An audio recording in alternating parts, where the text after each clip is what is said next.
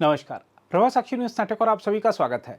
रूस 24 फरवरी 2022 से यूक्रेन में एक साथ कई तरीके से युद्ध लड़ रहा है, जिनमें पारंपरिक, हाइब्रिड या साइबर युद्ध और पर्यावरण के खिलाफ इकोसाइड यानी पारिस्थितिकी संहार जंग शामिल हैं। हम आपको बता दें कि पारिस्थितिकी संहार का इस्तेमाल युद्ध हथियार के रूप में देश के असैन्य बुनियादी ढांचे और ऊर्जा नेटवर्क को व्यवस्थित रूप से नष्ट करने के लिए किया जाता है। मगर पारिस्थितिकी संहार पारंपरिक जंग के साथ होने वाला नुकसान भर नहीं है, बल्कि यूक्रेन के मामले में इसका मकसद क्षेत्र को आम लोगों के लिए रहने लायक नहीं छोड़ना है। रूस यह सुनिश्चित कर रहा है कि वह यूक्रेन के सैन्य अभियान को यथासंभव नुकसान पहुंचाए। इसके लिए वह बुनियादी ढांचे और सड़कों को नष्ट कर रहा है और अधिकारियों को पुनर्निर्माण में समय और संसाधन लगाने के लिए मजबूर कर रहा है। किसी क्षेत्र को बचाने या पुनर्निर्माण में निवेश किया गया प्रत्येक संसाधन, चाहे वह मानवीय हो या भौतिक, सैन्य बलों को संसाधनों से वंचित करता है। देखा जाए तो यह एक व्यापक युद्ध रणनीति है, जिसका उद्देश्य कई क्षेत्रों में, खासकर सैन्य क्षेत्र में यूक्रेनी क्षमताओं को सीमित करना है। इसमें कोई दो राय नहीं कि पारिस्थितिकी संहार युद्ध के हथियार के रूप में पारिस्थितिकी और पर्यावरण का जानबूझकर किया गया विनाश है।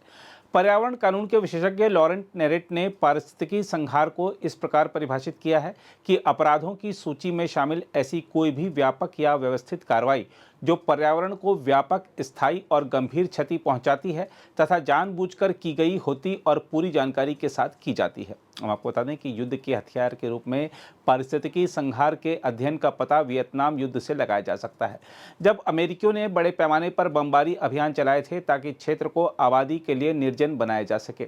तब से लेकर अब तक पारिस्थितिकी संहार को अंतर्राष्ट्रीय अपराध के रूप में मान्यता दिलाने के लिए अंतर्राष्ट्रीय समुदाय के सदस्यों द्वारा किए गए कई प्रयास विफल हो चुके हैं।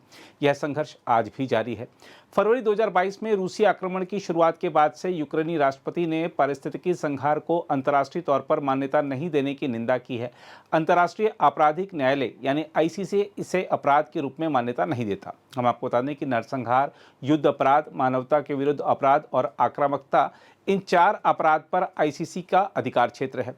इस बारे में यूक्रेनी राष्ट्रपति वोलोदिमीर जेलेंस्की ने कहा है कि रूस आक्रामकता के युद्ध अपराध का दोषी है और जून 2023 में खाकोवका बांध के विनाश के बाद क्रूर पारिस्थितिकी संहार को अपराध की सूची में जोड़ा जा सकता है।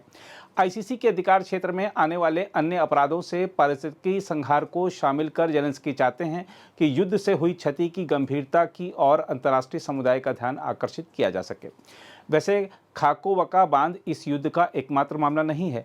रूस ने ओस्किल और पेचेनिही सहित अन्य बांधों को भी निशाना बनाया है।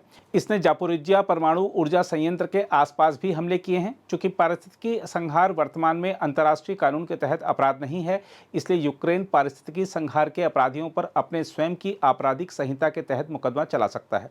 देखा जाए तो यूक्रेन अकेला ऐसा देश नहीं है जो पारिस्थितिकी संहार को अंतर्राष्ट्रीय अपराध के रूप में मान्यता दिलाने के लिए अभियान चला रहा है।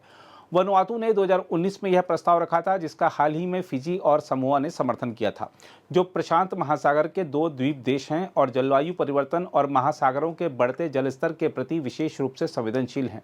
9 सितंबर 2024 को आईसीसी को एक औपचारिक आवेदन भी प्रस्तुत किया गया था। अगर आप भी लेना चाहते हैं देश दुनिया की तमाम जानकारी, तो आज ही सब्सक्राइब करें हमारे चैनल को। साथ ही नीचे दिए बेल आइकन को जरूर दबाएं ताकि हर अपडेट आप तक पहुंच सके।